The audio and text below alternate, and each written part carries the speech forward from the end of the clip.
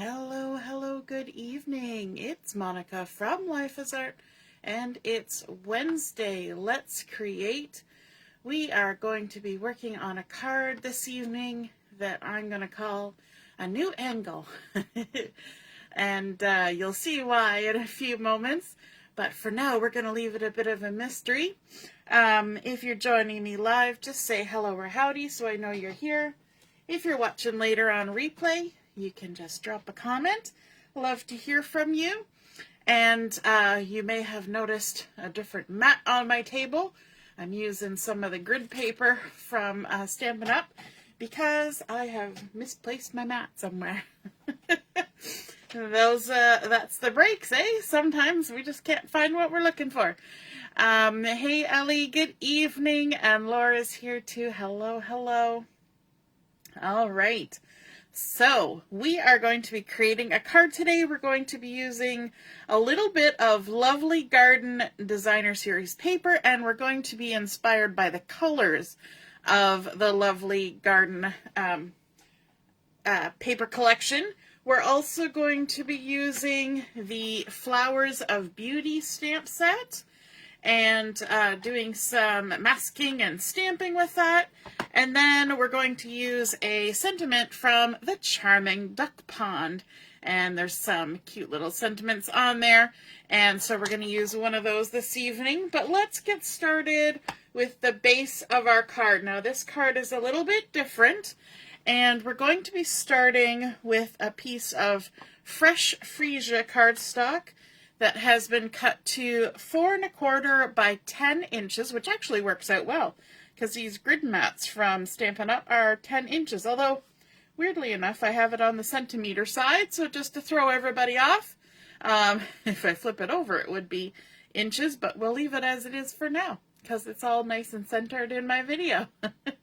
Hey, Joanne, good evening. So we've got 4 1/4 by 10 inch fresh Fresia. And I'm going to bring in my trimmer. I'm going to attempt to bring in my trimmer. 1 second. I'm a little bit kerflummoxed today. I had to go and see the doctor. I have strep throat. Yay. Gotta love that. So if I lose my voice at any point this evening, you'll know why. So far, so good, though. All right, so I've got my trimmer, and the good thing is it's also got scoring capabilities, which we're going to need for this. So again, 4 1/4 by 10 inches, and we're going to score it. So I'm going to just move my cutting blade out of the way. We're going to use our light gray scoring piece here, and we're going to score at 5 1/2 inches. And if you're paying attention to the measurements, that means that our card is going to be 4 1/4 by 5 1/2, just as usual. And we can go ahead and fold that with the bump side to the inside. We can use our bone folder to give that a nice crease.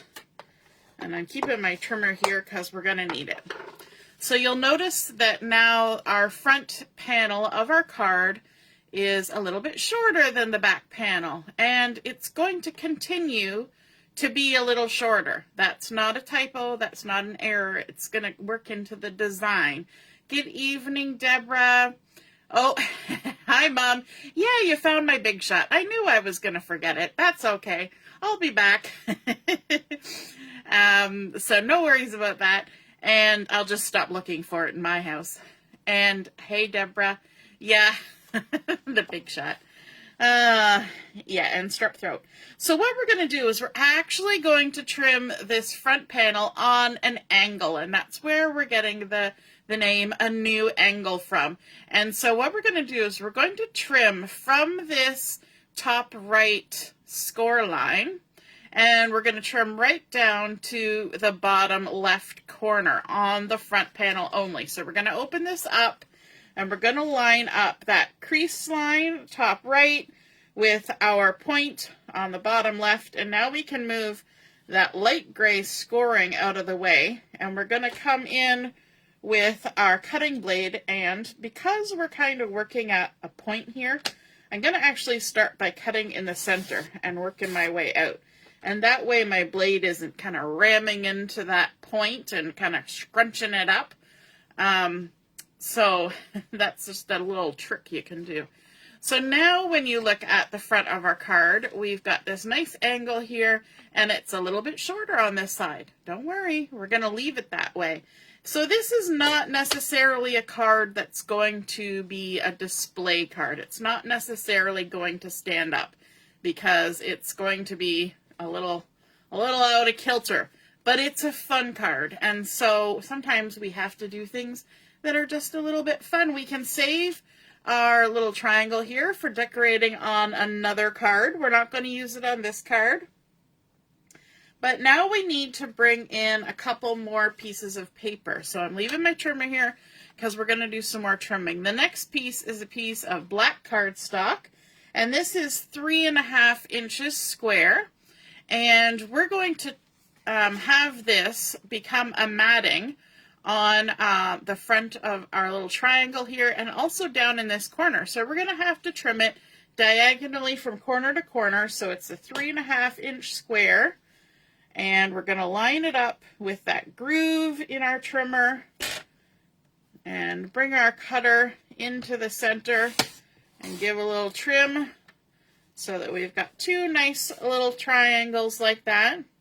And then one more step that we're going to do is to bring in a piece of the lovely Garden Designer Series paper. Now this one is a fresh Fresia kind of inspired piece, and it's very subtle, and that's what I want for this. And so this has been cut to 3.25 inches square, so 3.25 by 3.25, and we're going to do the same thing. We're going to trim it on the diagonal. Thankfully, this pattern is an easy one to work with because there's no particular direction to it. So we're going to do the same thing. We're going to start with our blade in the center and work our way to the outsides. And now that we have done all that, we can remove our trimmer and bring back in our pieces of our card. So what we're going to do is we're going to layer up these two pieces here, our fresh Fresia pattern and our basic black, although technically this is not basic black that I'm using. I need to order some more basic black. This was just some black that I pulled out of my scrap bin. I have a drawer in my desk here that has just black and white cardstock, and so sometimes I find treasures that have been in there for a while. So this black cardstock has been in there for a while. And we're just going to layer these two, one on top of the other like that. And let's do the same with the other piece. You could use liquid glue if you wanted to make sure you got right into the corners of this. But I'm just going to go ahead and use my tape and take our backings off. That lovely garden green on the back side is pretty. I've used a lot of that. And then we can layer those. So we're going to leave a nice little edge of black cardstock all the way around, which really makes it stand out nice when we put it on top of our cardstock. Now, when you're looking at this, you'll notice that the angle is way over here, and there's a considerable gap. And that's what we want. That's actually part of the design of this. And so what we're going to do is we're going to aim for about almost 1/4 inch going on the side and top there of the base cardstock, showing around the edge. And then let's go ahead and we'll stick this down. You know what, while we're at it, let's add some adhesive to the back of this one. Might as well work smarter, not harder, and get it all done at the same time. Although sometimes when I do that, I get ahead of myself. You know me, I like to get ahead of myself. All right, let's take the backing off. Like so. And so we're going to leave at the top here and at the side just about 1/4 of an inch, maybe a little less. And then we're going to take this piece and we're going to come down to the lower right corner, and we're going to leave the same amount of the base cardstock showing at the bottom and up the side. So right about there. That's giving it kind of a funky style happening. And now we're going to do some fun stamping and masking to create a fun look with our stamps. So remember I said we were going to be using the Flowers of Beauty, and what I want to create is a nice clustered arrangement of the flowers. I'm going to be using the outlines, so I'm going to use this big one here, this little guy here, and the leaves, and that's what we're going to be adding into our arrangement. And so I've got those loaded up on blocks. Let's grab those. And one thing that I like to do is to have sticky notes in my craft room. I don't know about you, but sticky notes are very handy when you want to do some stamping and masking. And so the good thing about sticky notes, you can use masking paper too, but sticky notes are cheap and handy, and you just make them and throw them away. But one edge, which is usually about an inch, has the adhesive on it, but it's very light tack, right? And it's repositionable, and you can use it a few times before you have to erase it because it's light paper. Eventually, if you're stamping on it over and over again, the ink will seep through, and that's when you know you need to trim yourself out another mask, which I suppose you wouldn't get with actual masking paper. But I've gone ahead and I've stamped and made masks for a couple of the large flowers, the leaf, and the small flower. So let's just pop these off to the side here so that we have them ready to go while we're working on our little arrangement.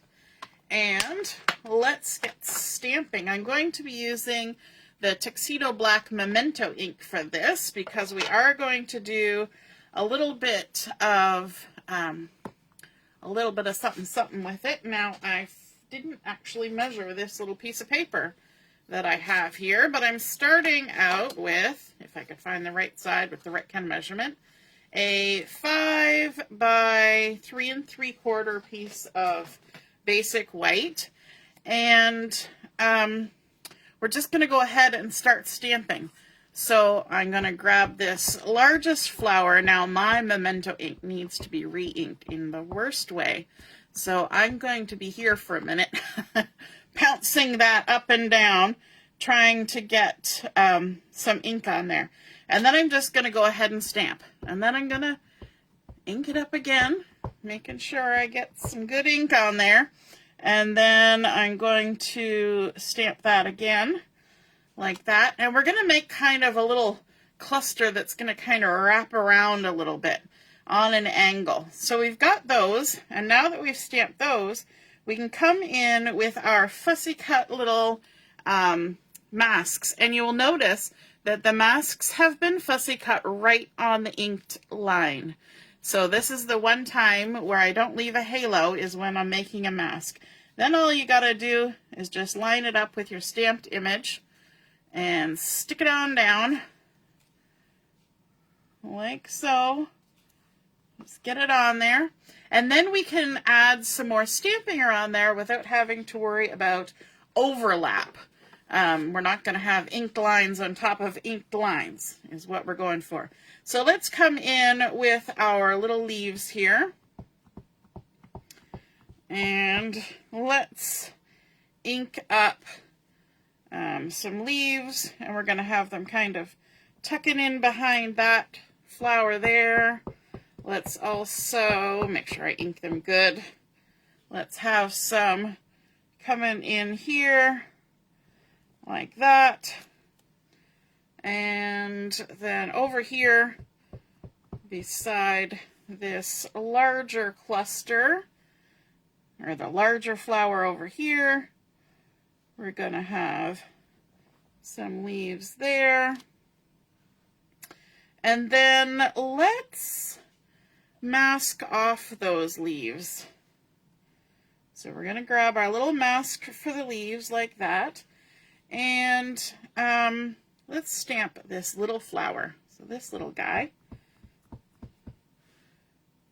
We're going to stamp him right on down there like that. And then we can even mask on top of him. How cool is that? We're getting all sorts of use out of these masks. You just keep layering them up, and you just kind of have to think about where you want things to be stamped, right? Okay, now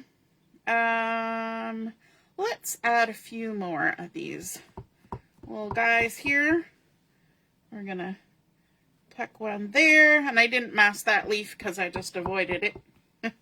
And we can turn our stamp a little bit to get a different view on it, and then stamp that there, and then we'll stamp that there like that. And what else do we want to do? Let's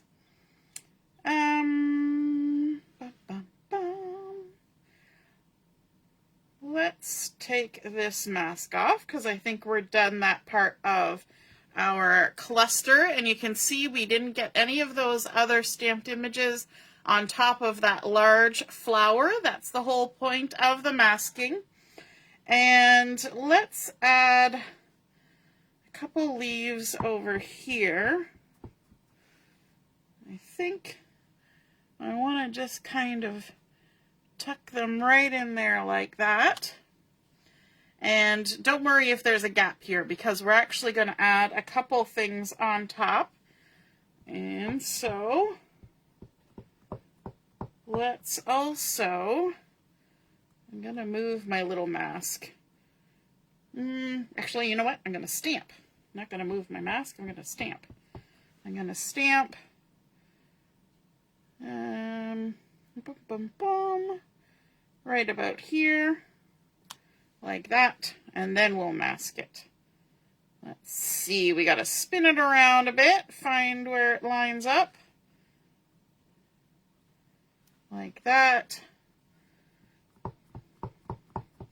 Ink ourselves up good. And stamp that on down.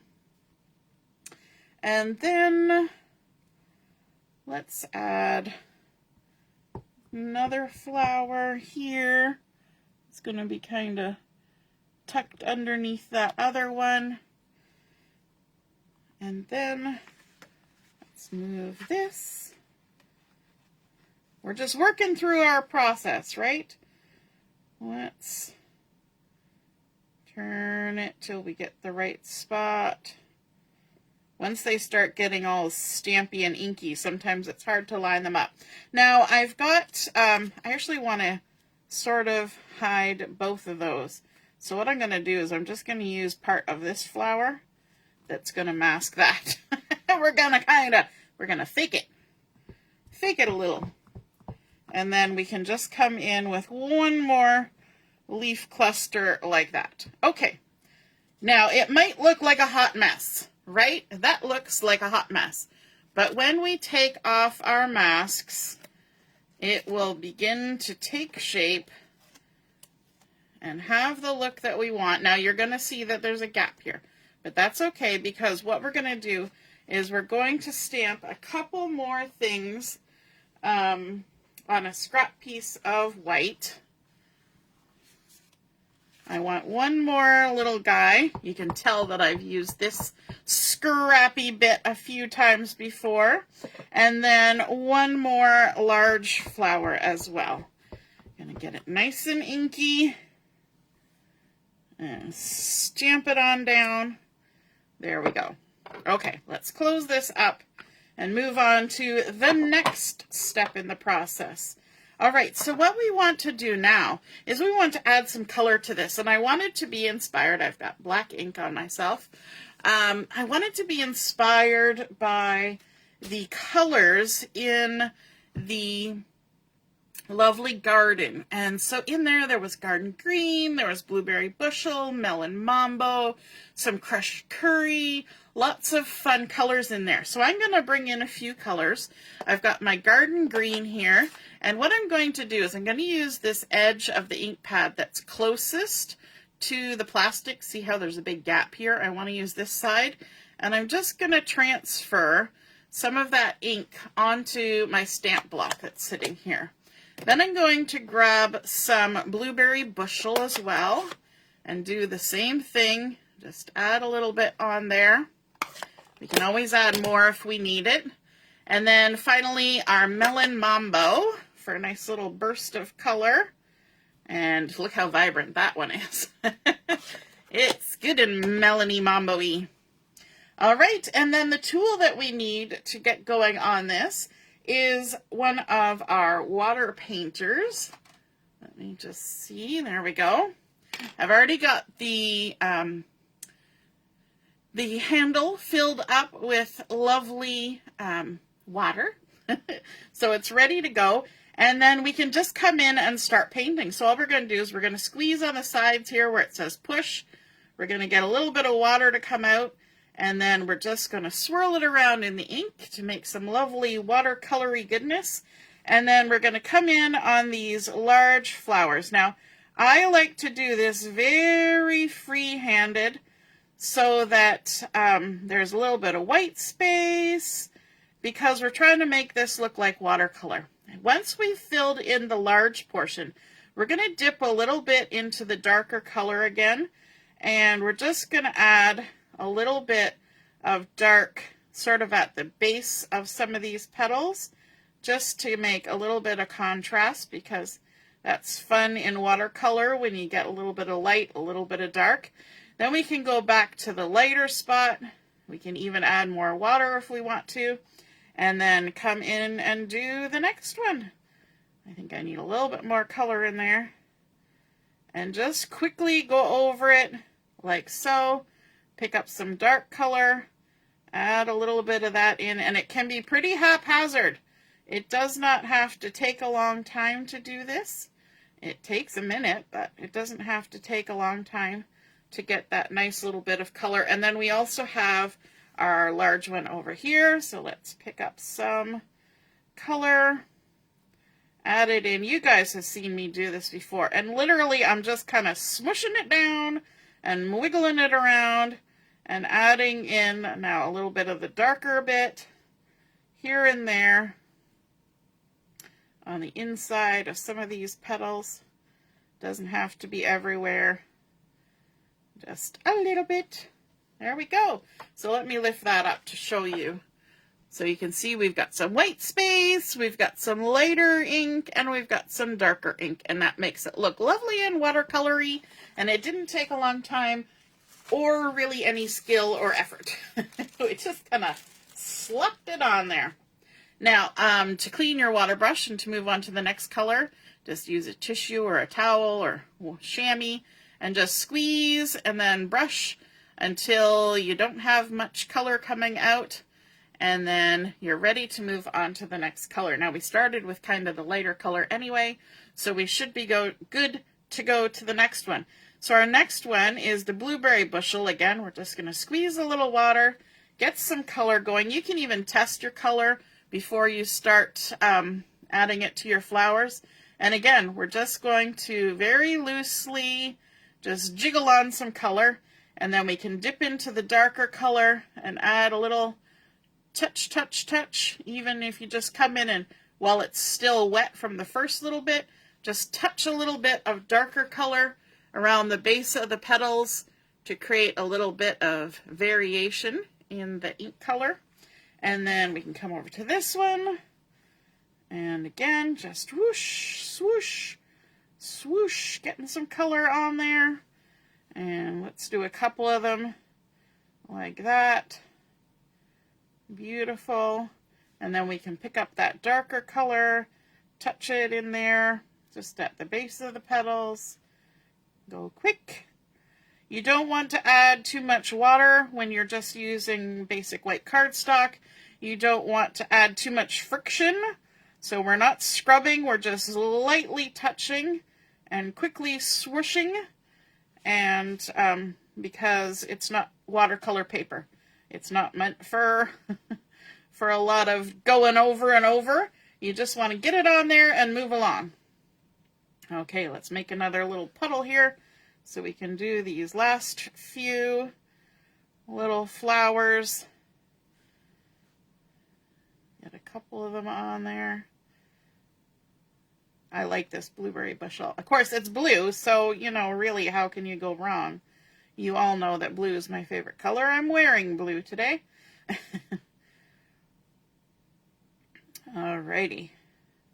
And one last flower to go, just right here.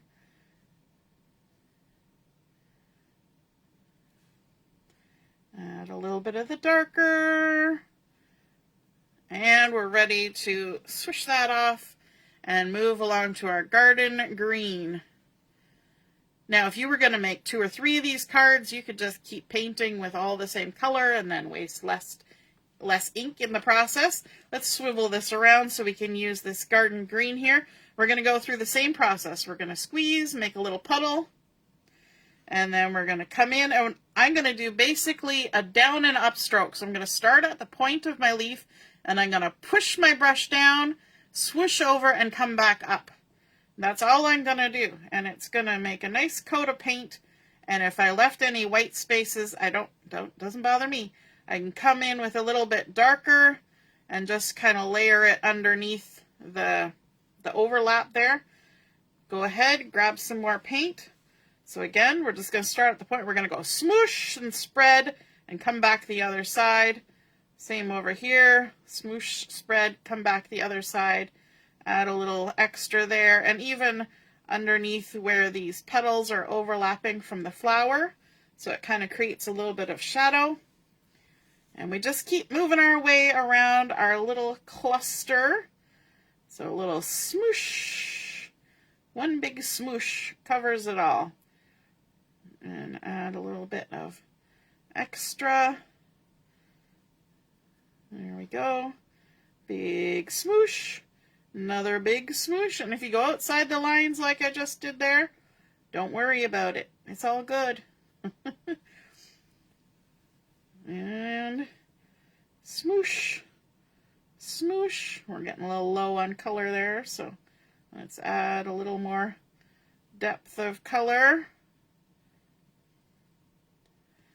And one last cluster, smoosh. And smoosh. Are you like me? Do you make weird noises when you smoosh? You should always do that when you have strep throat. Make weird noises. Makes everything better. All right, so now we can clean this off one last time.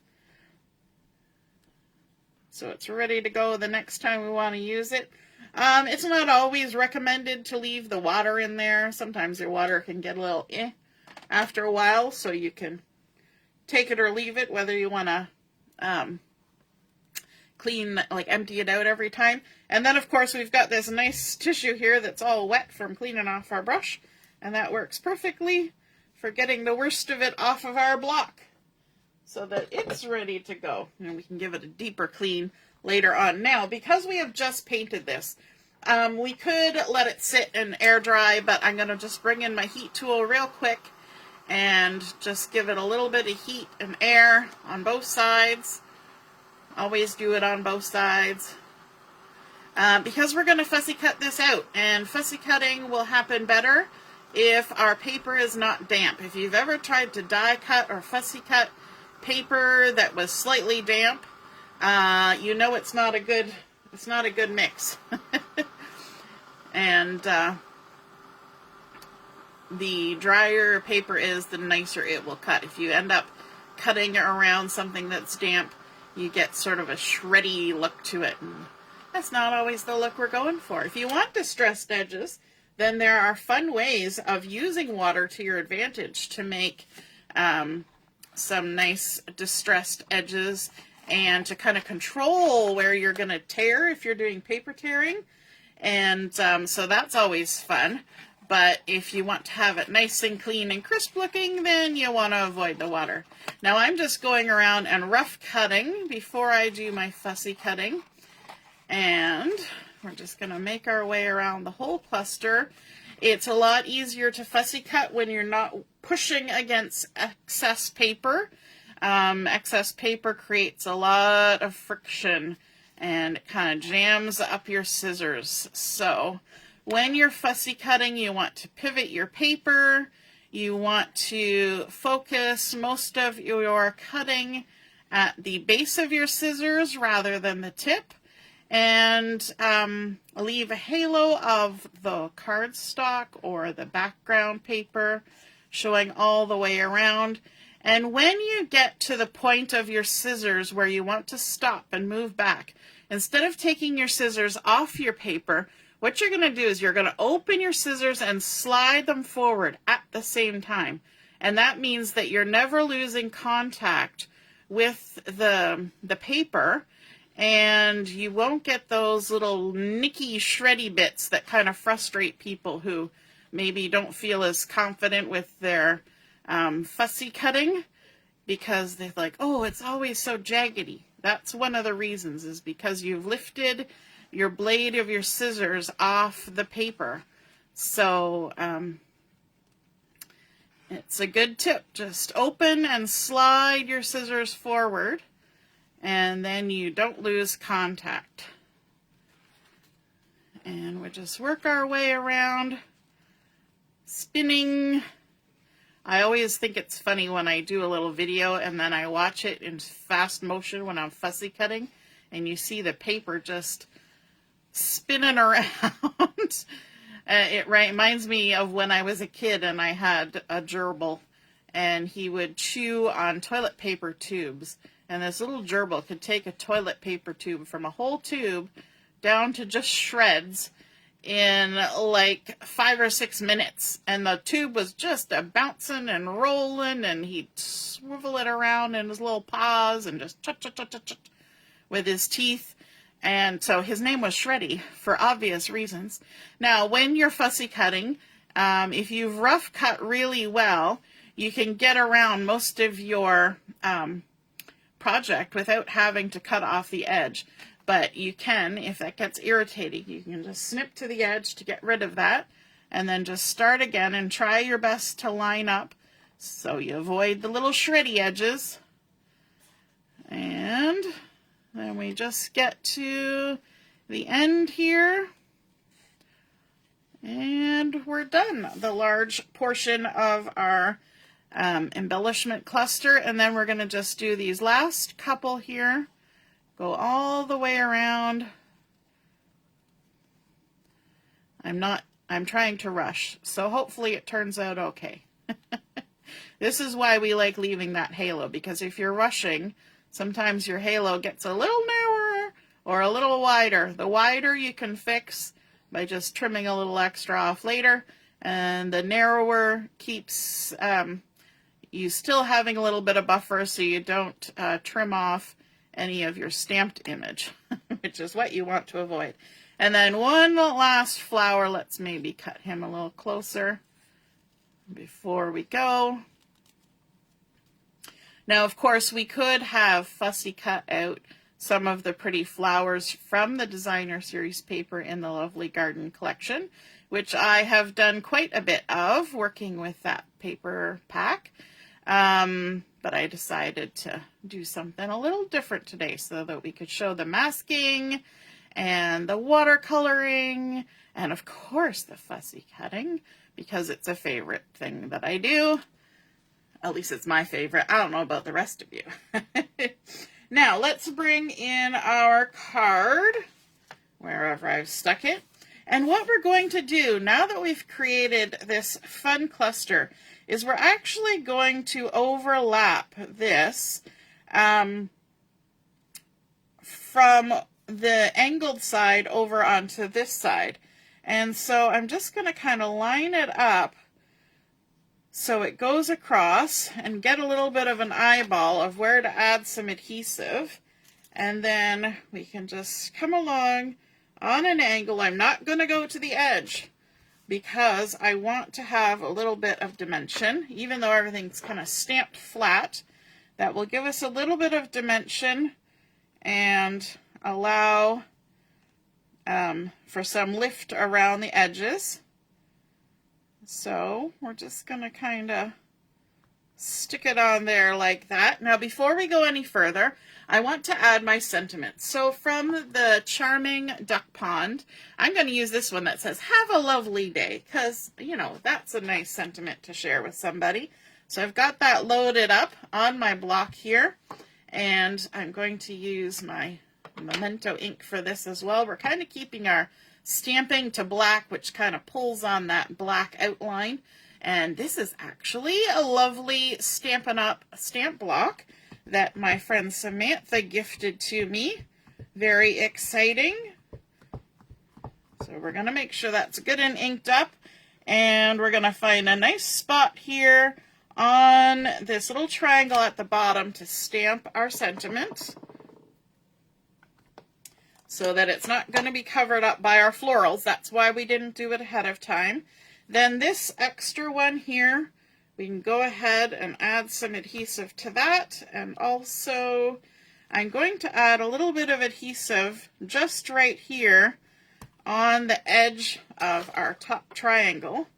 And what that's going to allow me to do is I can come in with this little blue one and add a little bit of floral on top and a little bit of extra dimension because it's got that nice little white edge going on around it.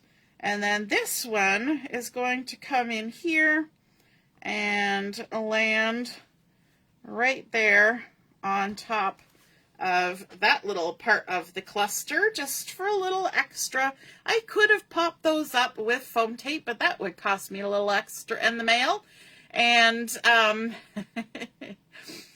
hey Barb, nice to see you're watching. I see Doreen is here too, and Ellie, who says, "I enjoy fussy cutting, but still need to get better at it." Yep, practice does not make perfect, but it does make progress.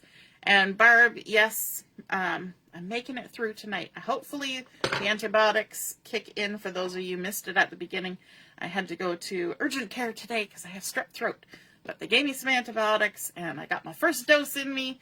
And so hopefully that means that I'll be okay for the crop that starts tomorrow, because we do a lot of chatting and crafting and whatnot during our crop. So I have here the neutral matte dots, and I am loving these neutral black matte dots. I might need to get me some more of these.